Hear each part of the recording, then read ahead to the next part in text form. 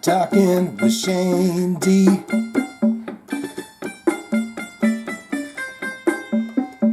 Jive Talkin with Shane D. Jive Talkin with Shane D. Jive Talkin with Shane D. Jive Talkin with... Well, that took you a trip around the world, didn't it? That almost sounded like the ancient India or something like that. But I like to, just juice things up. People are going crazy for my intros to the Jive Talkin with Shane Diablo, and welcome back to episode 10 of that. Very quickly, I didn't get the story up here, but congratulations, Andy Sneap is back in Judas Priest for the tour. By golly. I watched a bunch of heavy metal channels, and they were saying, this is bullshit, you sons of bitches. 50 years as a double guitar attack band. God damn you. And then it was like a day later, Judas Priest decided that they were going to, maybe that was the wrong idea. So Andy Sneap is back in the band, and then all of those channels go, yes, we did it. I told you to put another guitar player in there, and they did it. So congratulations. I mean, everyone, of course they're a double guitar attack band, but what are you going to do? I'd be curious to know what the story was behind that, what the big deal was.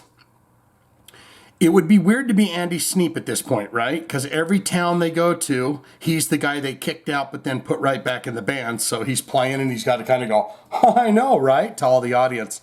Because there's going to be people in the audience going, what the fuck, bro? You should have been here all along, man. What was that?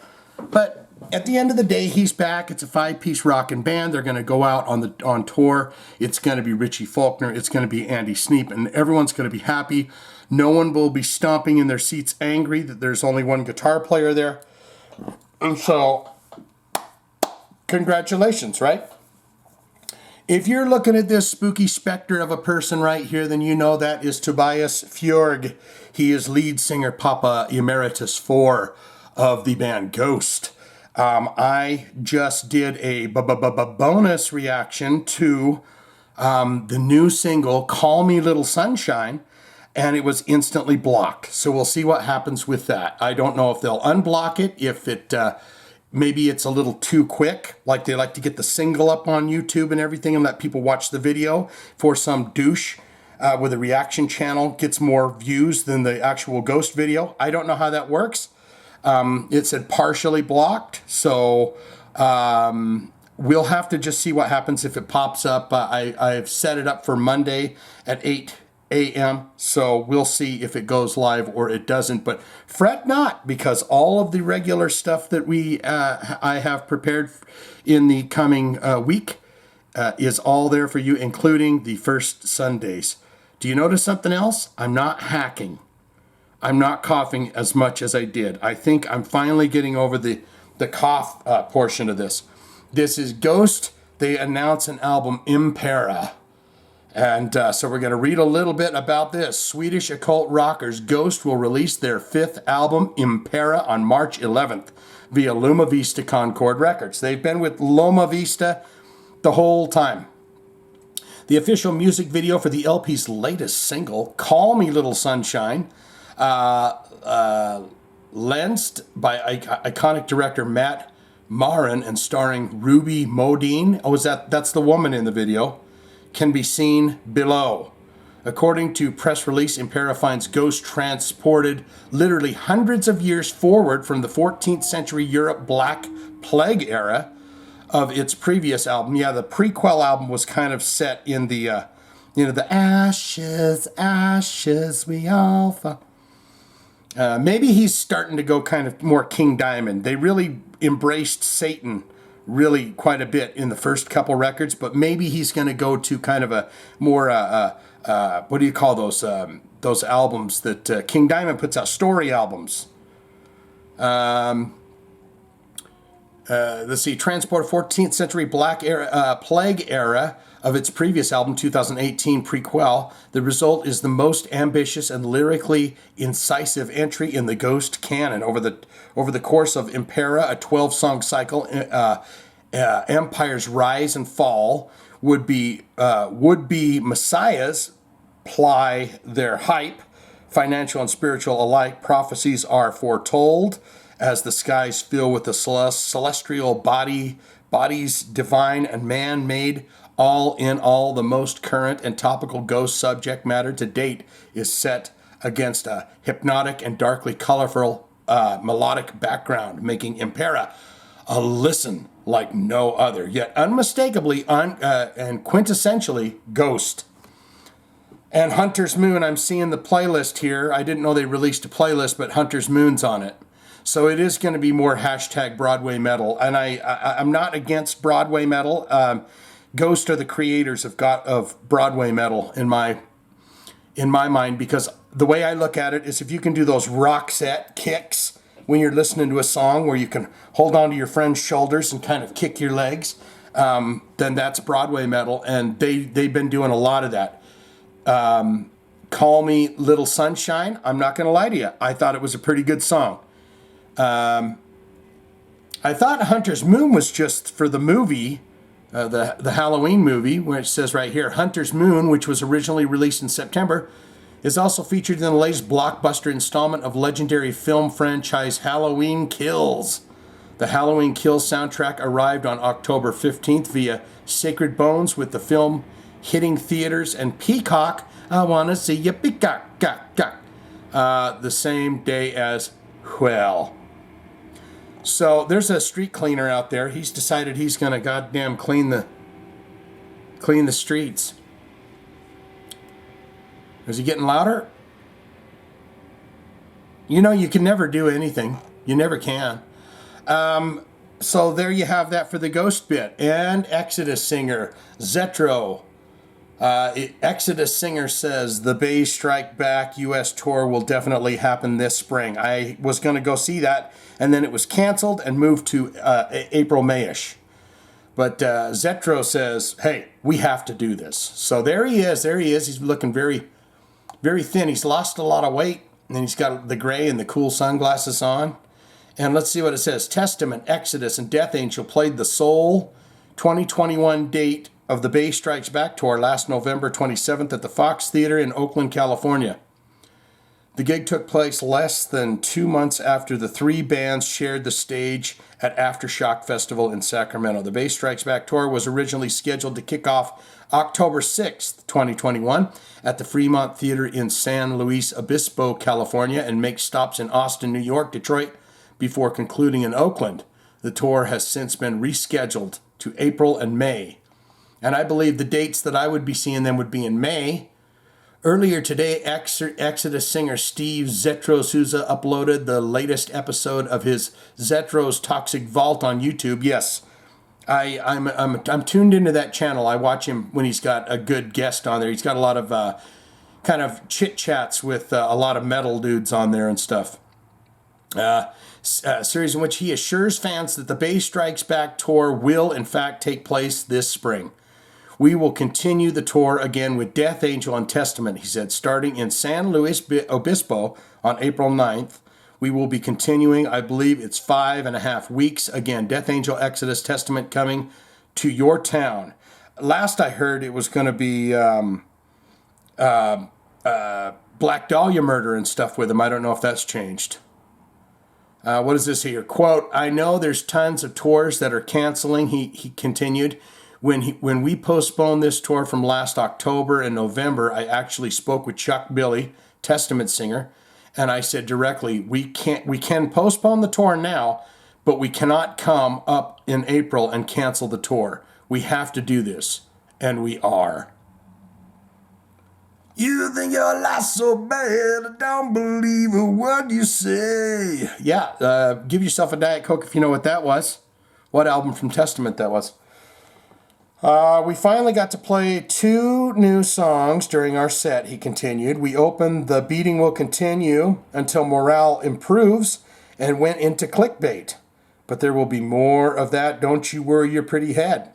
Death Angel had an amazing set that night. In fact, I was telling Will Carroll, the drummer for Death Angel, he got the COVID real bad. He was in the hospital on a ventilator for quite some time.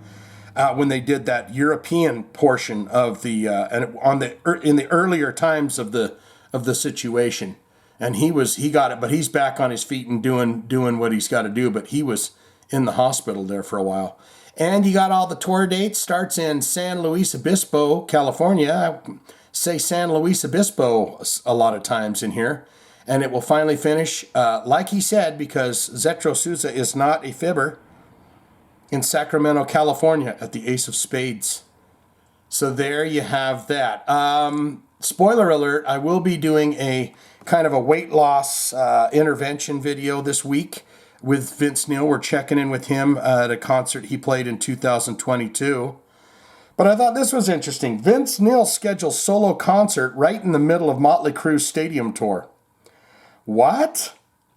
What in the hell? How can you do that? Vince is a busy man. He likes to keep that rock coming. He knows that he does it at a top level. And it's just, he's too fast and furious for Motley Crue. So he's got to do a few dates, add a few in there just to keep the ivories, keep the vocal cords nice and warmed up.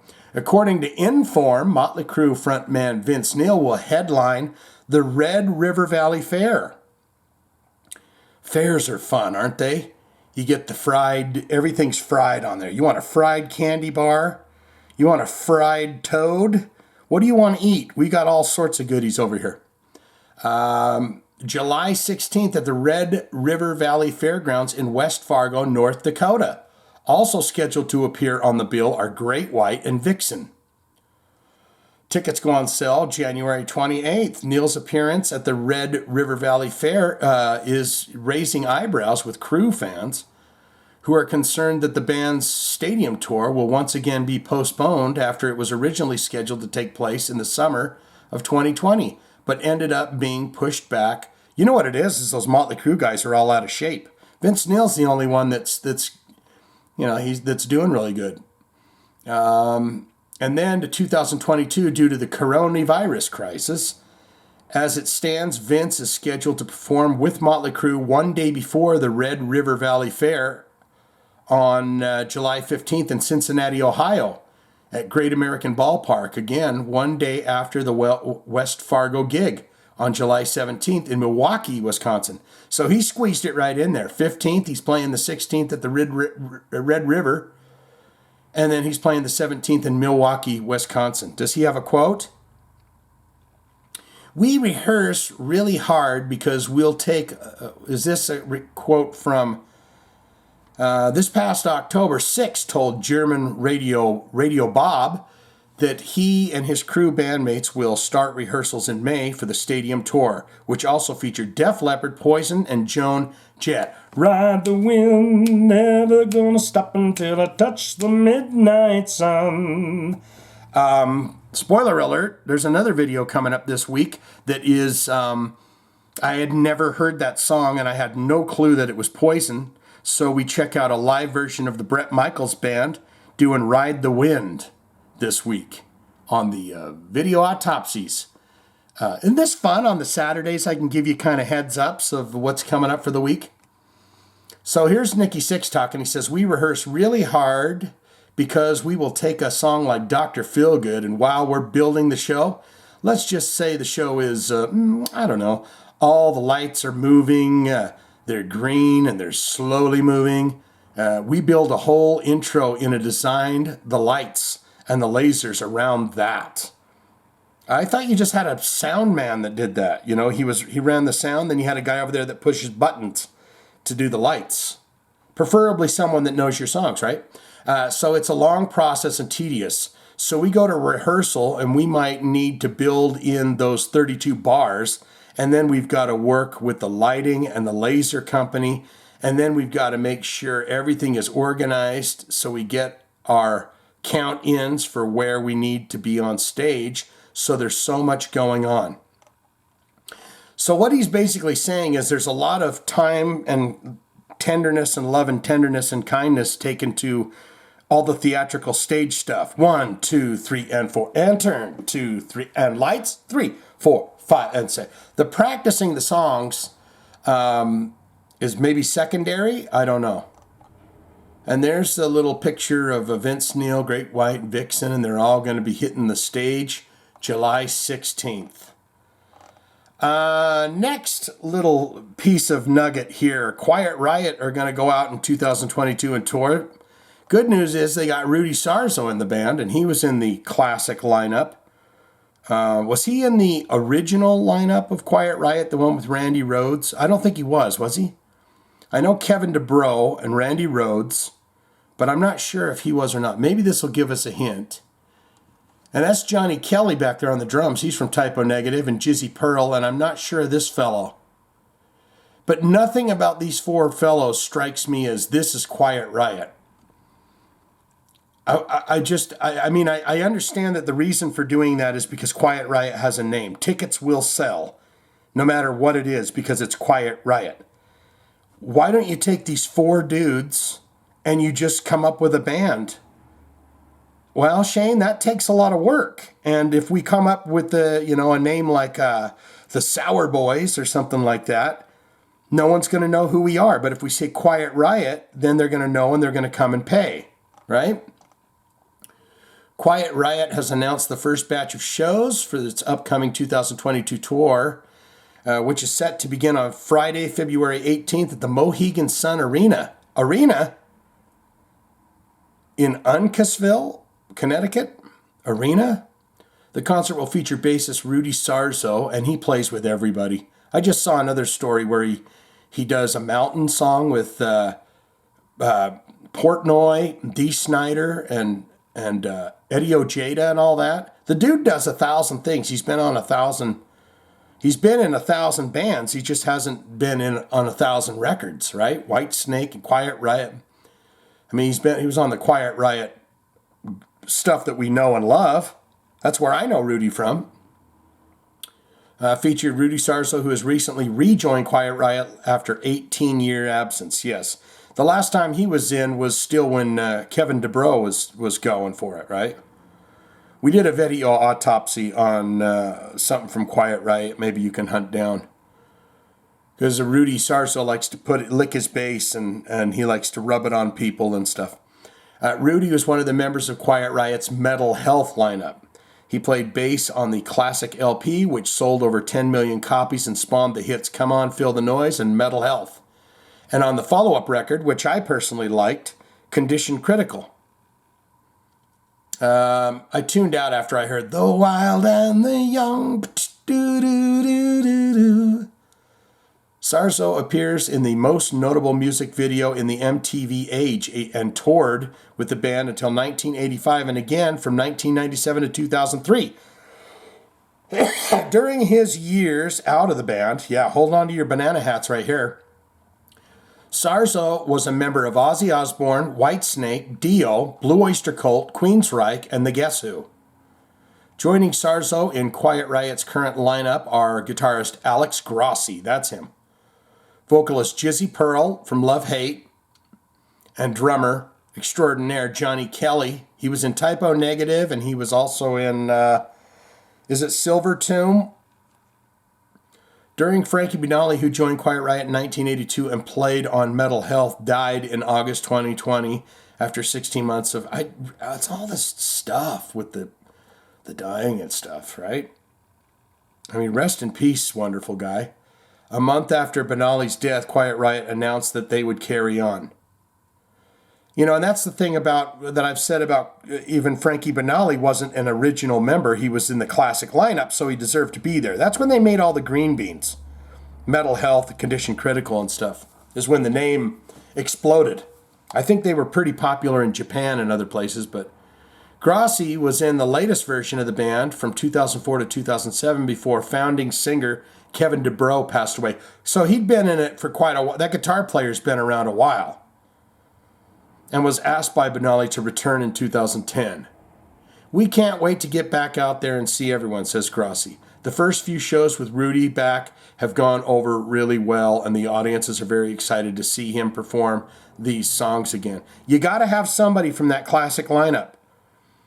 And Carlos Cavazo, is he going to do it? I don't think so. I don't know. And they got all the dates. They start off February 18th and they roll all the way down to October. They're playing, you know, like a week of shows, right? A week or two of shows each month. So you go from February until October.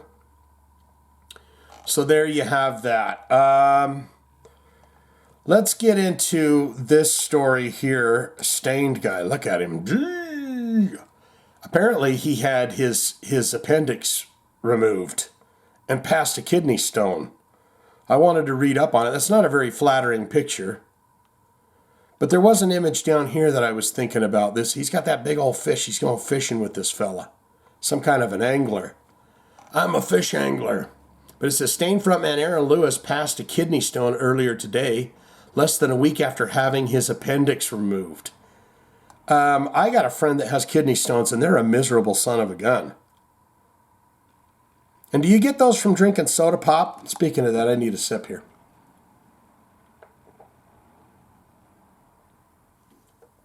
I've heard soda pop is not good for kidney stones, and they come out your wee-wee hole.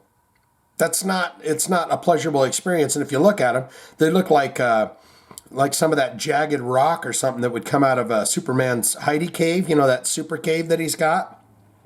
Very jagged rock looking stuff, and it's not like a marble or something smooth that can come out, but that's the way life is. You know, if you have to pee something out, it's not going to be pleasurable in any way, you know. If you got some kind of little round rocks that kind of tickle your ding dong when it's coming out, no, it's got to be something sharp, and it's got to be extremely painful. You know, that's the way it goes. Kidney stones, which are hardened and calcified deposits of certain minerals, salts, and other materials. This is interesting. I never knew any of this. Develop in the kidneys themselves before traveling through the ureter, and into the bladder, where they are ultimately passed from the body in the urine. Is it just? I'm assuming it's just as painful for women to have them too. You know, Lewis and I'd be curious: is it more of a man's thing? The kidney stones. Women are probably just quiet about it.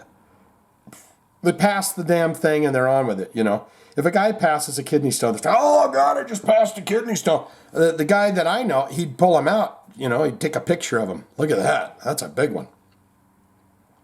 Lewis shared the news of his kidney stone in an Instagram post. Yeah, this right here, I was thinking, good gravy. This little quote he's got here where it's him talking, he could probably use that in one of his country songs. It says, laying here recovering from having my appendix out. On top of that, I've had a kidney stone too.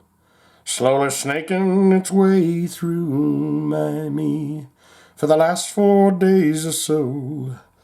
After intense like I've never experienced pain, I successfully passed those kidney stones. You could really work that into something. Get well soon. Get back out there and scream at people. I thought this was great. Scott Ian with his son, little video here we're going to watch before we get into your comments. Scott Ian and his 10-year-old son. What does it say here? Scott Ian captioned Roots Bloody Roots from Sepultura. Garage Jam with my man. Next time I'll turn the guitar up, and yes, it's a 7-string. So his guitar might not be that loud, but we don't care about him because he's got his son here.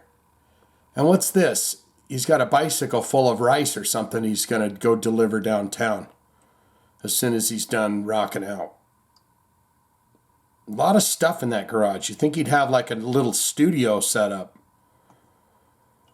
But his son's just learning the drums, so he's probably like, you go out to the garage where I don't have a headache. Let's see what this does.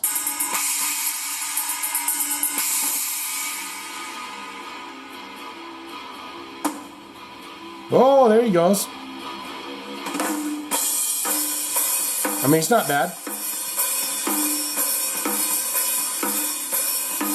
Yeah, he's not bad. He's holding a good beat.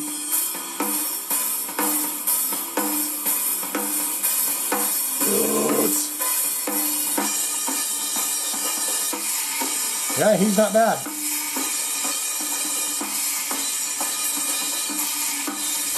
Is that little fella's hair dyed, or is it, or is he a ginger fella? I think it's dyed.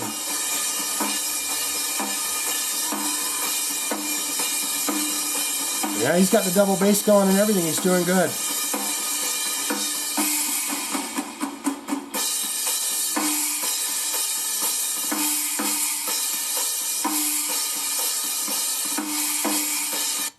Wow, that's pretty good. That's sweet. You love that when you see the rockers with their kids and they're doing things together with them.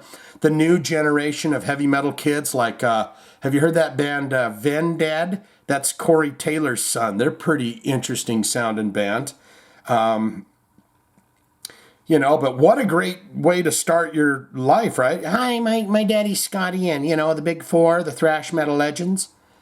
That's good if he starts heavy metal. But if he goes, I'm going to do, you know, pop music like, Taylor Swift, Scott's not going to be happy about that. He's going to accept it and he's going to say, that's fine. You do what makes you happy, son. But, it's time for your comments. And then we're going to end this thing. Anthony Ferguson. My friend, can you please record a longer theme song? You have much talent with that keyboard. I love these theme songs. You are the man. Thank you, Anthony.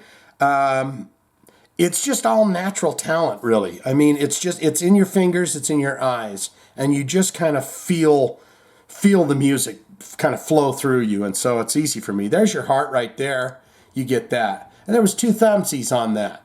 So 2 people thought that was great, too, that I'm good at the keyboard. And now complete with Mike Buchanan here, and now complete with intro song, Love It. I mean, they're going to change from time to time. Seems that I missed an episode. No, you didn't miss one, buddy, because there was a time where I didn't do one. Dude, I just saw a bottle of cream soda just like that at the store and talked myself out of getting it. Damn it. That was Matrix Mockery. You gotta get yourself some cream soda. I mean, it's one of the major brands that's been around for about 90 years. And don't talk yourself out of it. Talk yourself into it. Just try it. You can always take a couple swigs of it, say, man, I don't like it, and hand it to a homeless person or something. No, don't give it to a homeless person because COVID. Just throw it in the garbage. Dump it out. No, if you're going to get a can, dump it out and then smash the can, give it to the homeless person so they can turn it in for some cash or whatever. But try, it doesn't hurt. You know, I tried Brussels sprouts. I said, fuck it, I'm going to try it. Someone said, oh, you need to try them with butter, salt, and pepper. They still tasted like crap, but I forced myself to do it. Okay?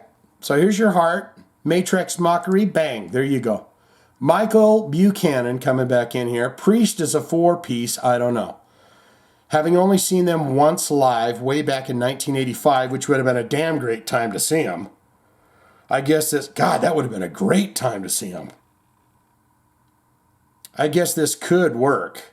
But to me, are they really Priest or just a cover band nowadays? Yeah, I mean, it's, the drummer dude, I can't remember his name, but he's been around with them since Painkiller days, right? So Ian Hill, Rob Halford, and it's the way it is after 50 years. It's hard to do any activity with people. You can only rely on yourself 100%.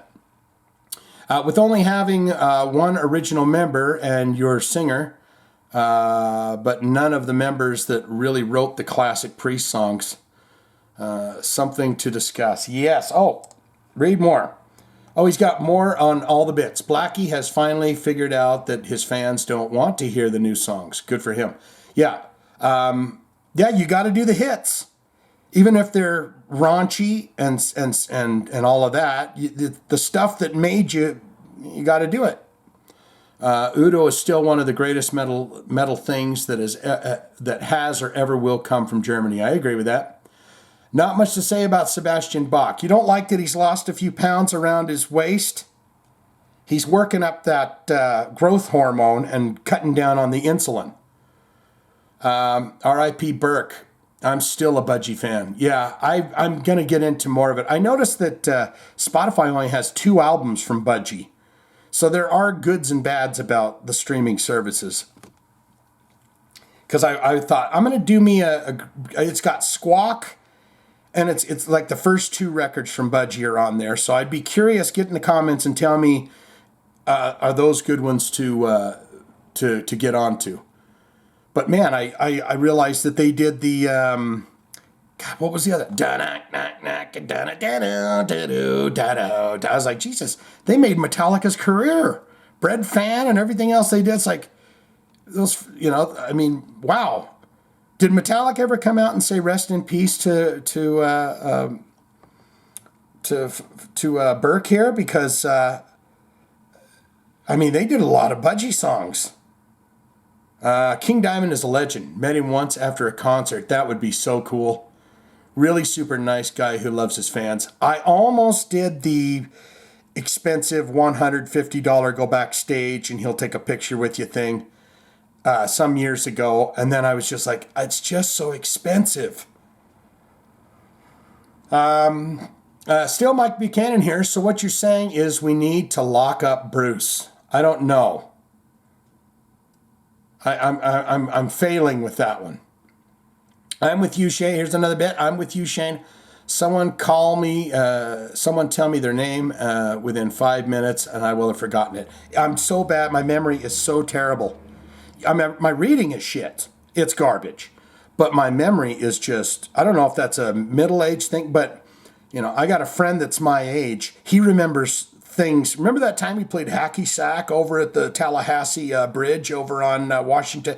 And I'm just like, how do you remember all that shit? I don't even remember ever playing hacky sack.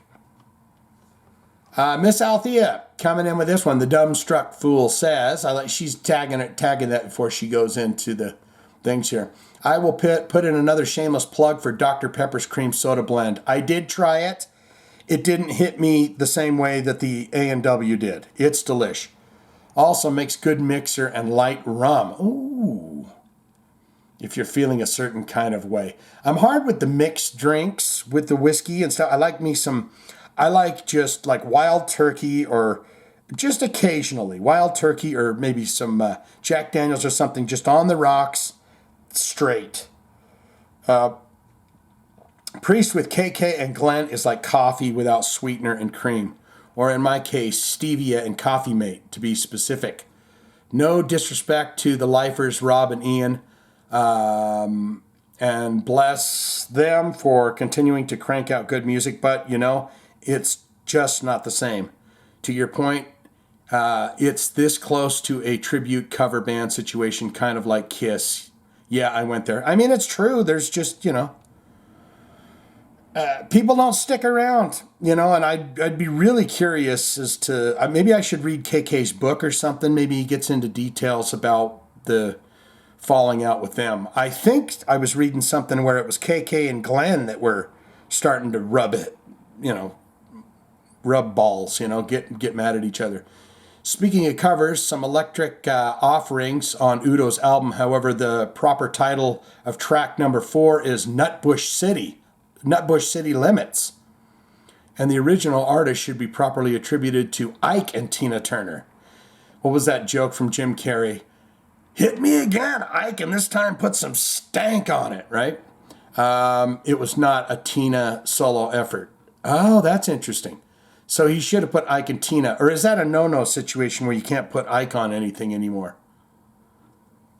I do remember that. Roll it on the river. Rest in peace, Burke Shelley, although my knowledge of Budgie is basically limited to references made to the band in a couple of Duran Duran interviews back in the early 80s. Really? Duran Duran. I watched this 3-part series on Netflix called The Puppet Master.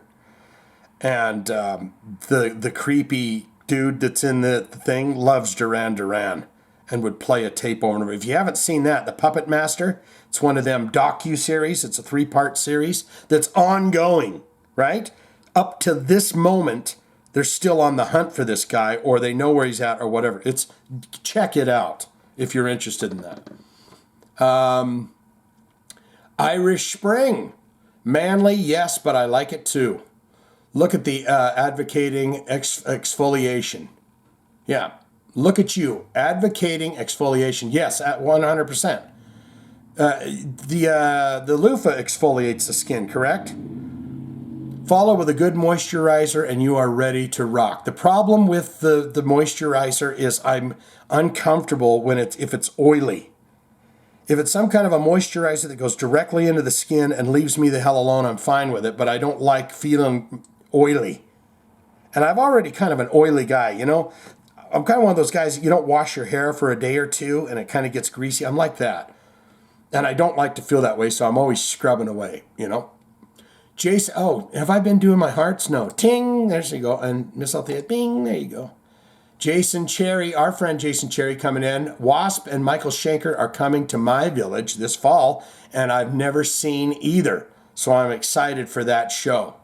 Yeah, get in while you can. I'd be damn curious as to seeing, I wonder, is Armored Saint going to be on that too, Jason? Tell me about that.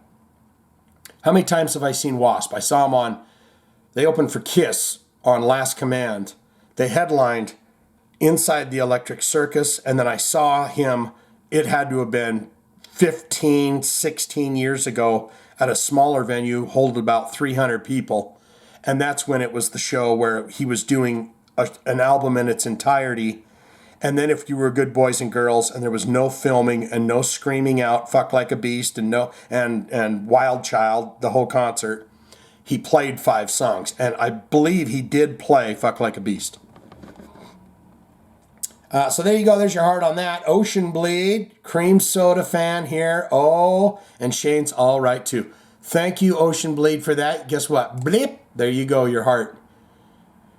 We got another one. Sticky Doll, cream soda sponsorship. I would take the straight cash. If I could get, A&W cream soda to say, how would $1 million sound? I'd say, what do you want me to do? I'll do anything for that. Also, Sticky Doll, I had another question. You were talking about a request for a band called Floater. You said Glyph. That's an album. I need a song because I was hunting for this Floater band. And you said Glyph, and I found an album called Glyph, but I didn't find a song called Glyph. All right? Bing. There's your heart. Dale McMillan coming in. Wasp is Holmes and Blackie. Been shit since he drove Holmes out of the band. You know what? I agree, man. Those solos, I was listening to something off, I think it was Inside the Electric Circus the other day. And all of those solos, you can tell those Chris Holmes he's got this kind of swirly kind of style to all of his guitar solos. You know what I mean? And I was just thinking that. I listened to the song... God, what was it? Was it Last Command? No, it was on Inside Your Electric Circus. It was On Your Knees, I want to say. But yeah, I was just like, man, you can hear his guitar sound. And who was it? Somebody else told me, and I'll tell you guys, go listen to Randy Piper, Animal. It's not the song, but it's Randy Piper. It's on YouTube. It's not on streaming. It's not, you can't find it anywhere. But I listened to a little bit of it, and it sounded pretty damn good. I want to say it was called Randy Piper's Animal. So go listen to that. Because when you were a kid growing up and you had the posters on the walls, you knew all the names. Paul Stanley, Peter Criss, Ace. And that was the what was his, Richardson? You got Randy Piper. I mean, I'll accept Stephen Riley too, but Blackie Lawless, Randy Piper, Chris Holmes.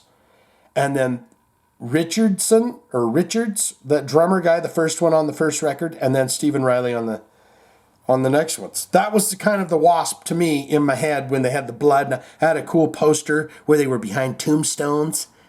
And they were kind of reaching over the kind of plastic tombstones. And all right, Dale, there you go. Bling, there's your heart. And Scott Myers. Funny how Eddie Trunk has the strongest opinions of backing tracks, but Dare wouldn't ask Blackie, who is completely tapes. I was going to listen to that interview. It's like 45 minutes long. It is on YouTube. But it was like Eddie Trunk, the official interview with Blackie Lawless. And that would be something interesting to bring up. Like, so do you do the backing tracks? And look, just to be honest, I'm going to give you your little heart. Plingo.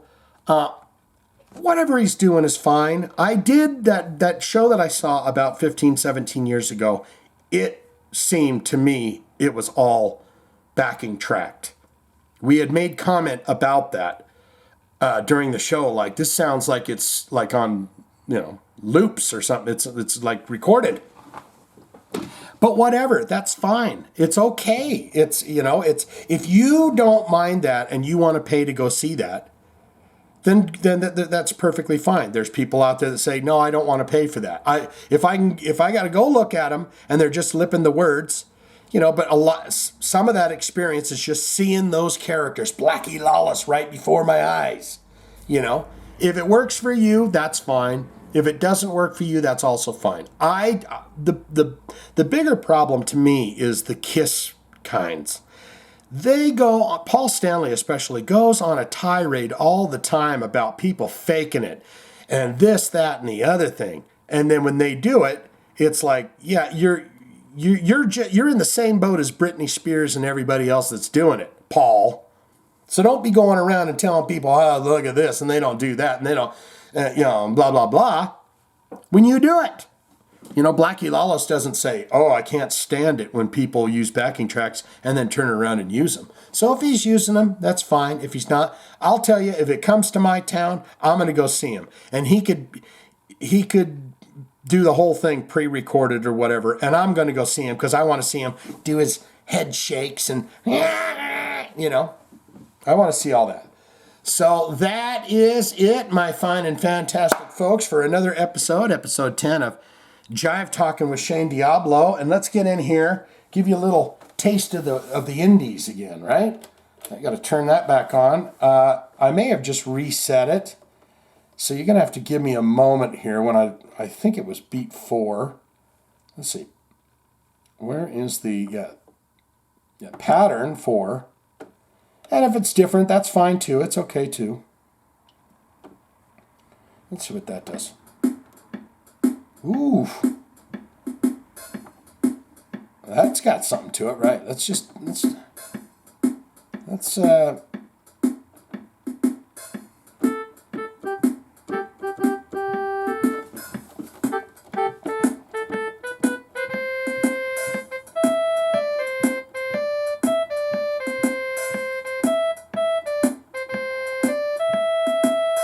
Jive Talkin with Shane D. Jive Talkin with Shane D. Jive Talkin with Shane D. Jive Talkin with Shane D.